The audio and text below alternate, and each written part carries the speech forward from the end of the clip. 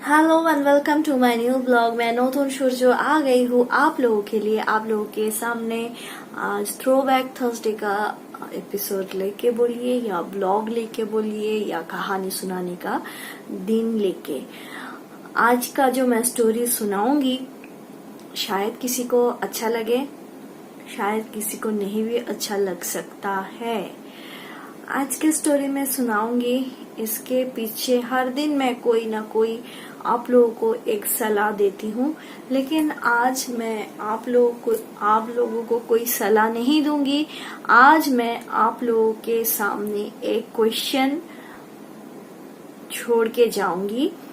तो आज का जो मेरा ब्लॉग रहेगा थ्रोबैक थर्सडे का स्टोरी टेलिंग का, तो स्टोरी तो मैं डेफिनेटली कुछ एक छोटा सा कोशिश करूंगी बोलने के लिए, एक्सप्रेस करने के लिए, लेकिन जो मैं क्वेश्चन आप लोगों के लिए छोड़ के जाऊंगी वो क्वेश्चन जो कोई भी मेरा वीडियो आज के बाद देखोगे, कहीं से भी दुनिया के कोई भी कोने से देखोगे, तो प्लीज कमेंट्स करके मुझे इसका जवाब, इसका आंसर मुझे कोशिश करिएगा देने के लिए। कोई जबरदस्ती नहीं है और कोई ये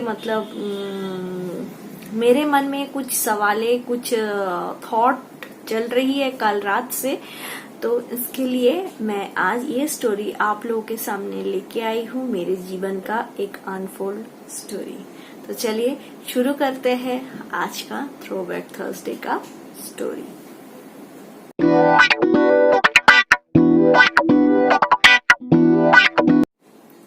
आज जो मैं स्टोरी सुनाने वाली हूँ ये होगी मेरी बेटी के ऊपर आधारित।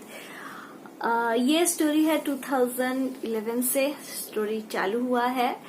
आप लोग जैसे जानते हो कि मेरे दो बच्चे हैं, मेरा बेटा बड़ा है और मेरी बेटी उनसे 6 साल की छोटी है, मतलब 6 साल बाद अनिष्का पैदा हुई, सोमदीप्ता के बाद।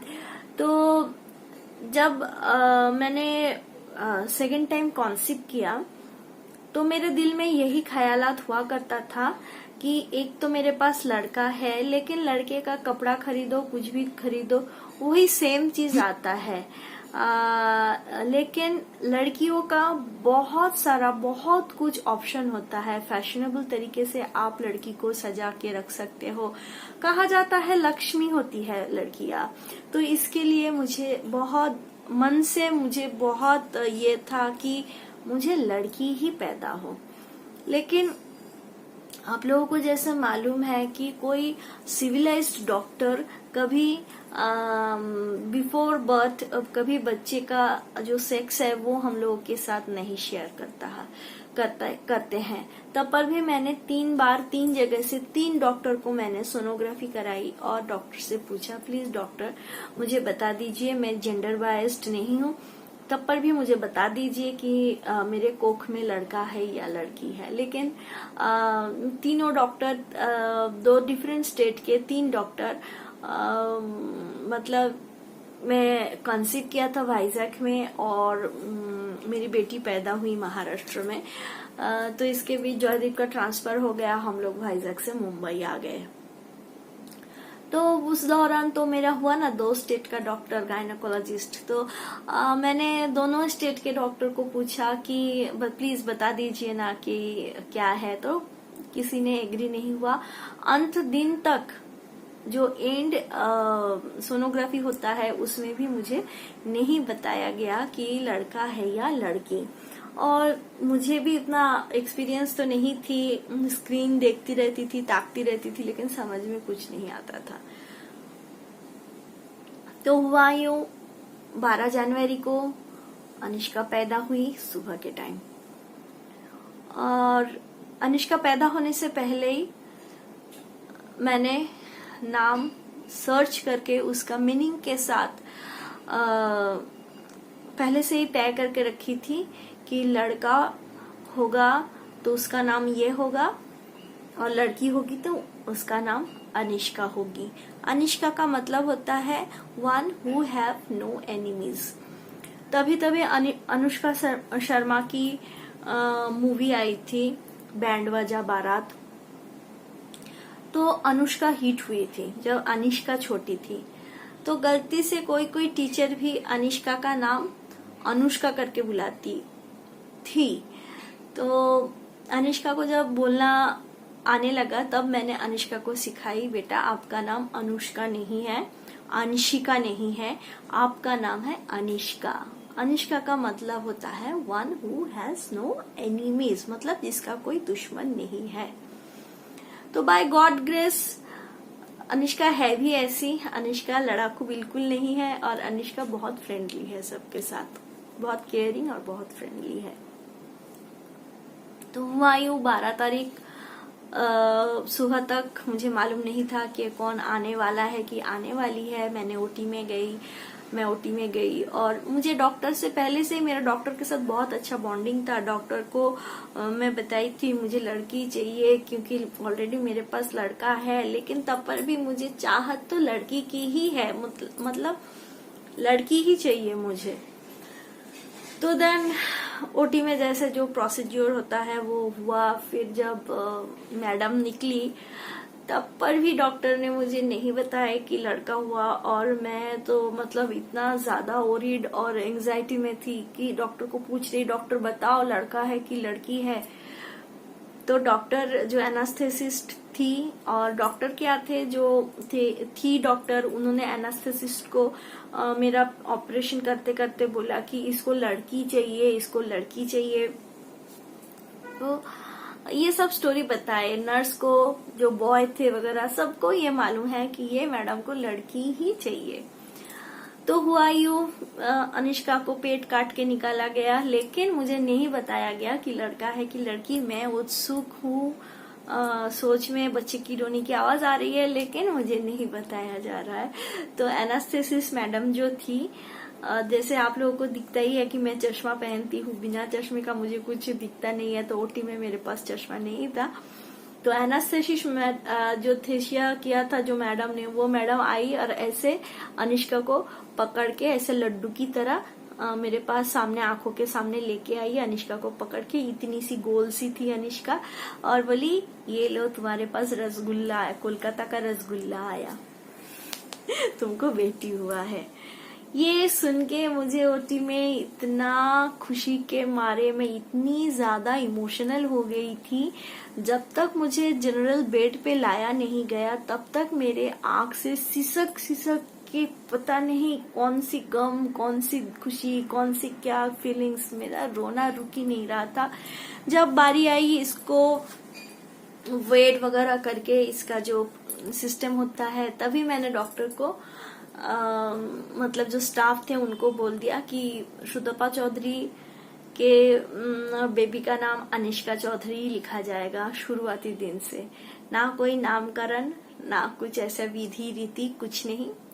डे 1 से, पैदा होने से पहले ही मुझे चाहिए था कि अनुष्का ही आएगी, अनुष्का आएगी, और by God grace touchwood Anushka ही आई मेरे घर। ये था अनुष्का का बर्थ स्टोरी। और आज मैंने ये स्टोरी क्यों बताई? कल रात को मैंने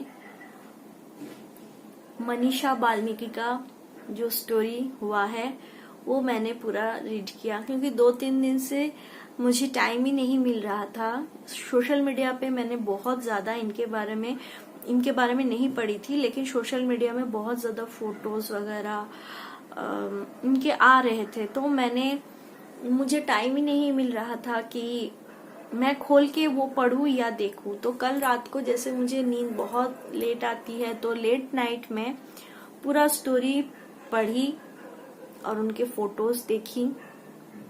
एक फोटो तो दिल मतलब अंदर से मेरा रूह कांप उठा, जहां से उनका टंग ऐसा कट कर दिया था। आज मेरी भी बेटी है और कितना चाहत से, हर किसी का नहीं लेकिन सबके बच्चे, सबके लिए, खास करके बेटियां। कुछ ये हफ्ते गया डॉटर्स डे, तो मेरी बेटी मैं सबको पूछी कि आज डॉटर्स डे है, तुम लोगों ने मुझे विश नहीं किया। मेरी मम्मी को जाके बोलती है तुमने तुम्हारी बेटी को विश किया। तो ये छोटे से मन का एक क्वेश्चन है, क्योंकि वो दिन भर सोच रही थी मुझे कोई विश करेगा या मतलब उनका भाई, उनका पापा, उनका मम्मी, उनका नानी, कोई उसको हैप्पी डॉटर्स डे विश करेंगे या करेगी। तो ऐसा सच ऑफ कुछ हुआ नहीं। तो बेटे ने उसको एकदम बोल दिया कि तू तो मेरी बेटी नहीं है कि मैं तेरे को डॉटर्स डे विश करूं। तो मैंने अनुष्का रात तक वेट किया और किसी ने उसको विश नहीं किया। तो अनुष्का ने आके हम लोग को पूछी कि आज कौन सा डे है, मालूम है आज डॉटर्स डे है। तो तुरंत मैंने बोली तेरे को विश कोई नहीं किया ना, क्यों तेरे को विश करूं, क्योंकि तू जब पैदा नहीं हुई थी तब से मेरी विश थी कि तू ही आएगी। तो इसके लिए मेरे पास कोई एक दिन स्पेशल, कोई एक दिन नहीं है तेरे लिए कि मैं तेरे को विश करूं, और एक दिन का विश करूंगी फिर खत्म हो जाएगा। तो मैंने सोशल मीडिया पे बहुत सारे पोस्ट देखे, कोई डीपी में चेंज कर दिया बेटी का, कोई कुछ किया। इनफैक्ट मेरा भी सोशल मीडिया का जो डीपी था उसमें मेरी बेटी का ही 10 दिन का फोटो लगा हुआ था। लेकिन कल रात को जैसे मैंने स्टोरी मनीषा वाल्मीकि का पढ़ी तो तुरंत मैंने वो डीपी चेंज करके मेरे डीपी लगा दी, सब में, मेरे सोशल मीडिया पे जहां जहां पे उनकी फोटो लगी हुई थी। तो ये इनका स्टोरी पढ़ के इतना दिल में दुख लगा कि जो दरिंदे होते हैं उनका नाम दरिंदा ही होता है, उनका कोई जात पात धर्म नहीं होता है। मैं कोई कंट्रोवर्शियल टॉपिक आप लोगों के सामने लेके नहीं आना चाहती हूँ। अगर मैं कुछ बोलती हूँ, कुछ ये किसी को बुरा लगे, कुछ भी हो, तो इसके पीछे बहुत सारे क्वेश्चन उठ खड़ी होंगी। तो मैं ये सारी चीजों में नहीं, झंझट में नहीं जाना चाहती हूँ। और जो हुआ है उनके साथ, बहुत सारे लड़कियों के साथ हुआ है। दिल्ली का निर्भया का केस भी हम लोगों ने देखा है, फिर डॉक्टर प्रियंका का केस भी हम लोगों ने देखा है। तो ऐसे बहुत सारे स्टोरी होके निकल जाता है जो हमारे आंख में गिरता ही नहीं है। हम लोगों को क्या स्टेप उठाना चाहिए एक आम माँ के लिए जिनका कोख खाली हो जाता है उनके बच्चों के लिए, यही क्वेश्चन रहेगा आज के ब्लॉग में कि हमको क्या स्टेप लेनी चाहिए अगर हमारे घर में बेटियां है। बेटी को विश करना क्या जरूरी है। अभी सामने आ रही है नवरात्रि, सब कोई 9 दिन देवी की पूजा अर्चना क्या क्या नहीं करेंगे। हम औरत लोग एक एक दिन एक एक कलर का साड़ी ड्रेस अकॉर्डिंग टू देवी का जैसा आराधना किया जाता है उस हिसाब से डालते हैं। डालने के बाद ये रिजल्ट क्या होता है, जो दरिंदे होते हैं उनके मन में ये विचार नहीं आते हैं क्या। जाने दो उनके विचार, लेकिन छोड़ देते हैं। वो उनकी दुनिया अलग है, हमारी दुनिया अलग है, एक बाउंड्री है उन लोगों के ख्यालात में और हमारे ख्यालात में। तो ये साइड के जो लोग हैं, मैं प्लीज उन लोगों से रिक्वेस्ट करती हूँ, प्लीज सजेशन दीजिए। अगर आपके घर में बेटी है तो आप लोगों का जिम्मेदारी क्या है। लाड प्यार देना, बेटी को विश करना, बर्थडे में गिफ्ट देना, केक काटवाना, यही सब है क्या।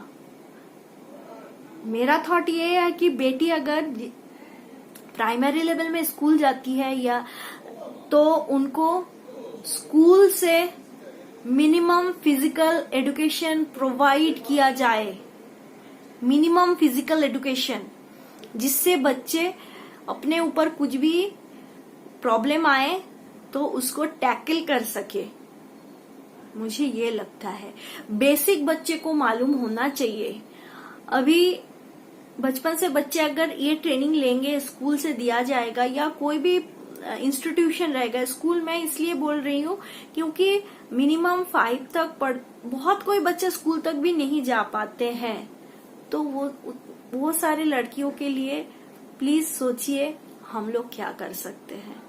आज का ब्लॉग में यही नोट पे खत्म करती हूँ एक क्वेश्चन के साथ। दिल बहुत दुखी है सोच के कि हम लोगों को क्या करना चाहिए, हम लोग क्या कर सकते हैं, कैसे बच सकते हैं इन लोगों से। आज का ब्लॉग में यही खत्म करती हूँ, यही नोट पे।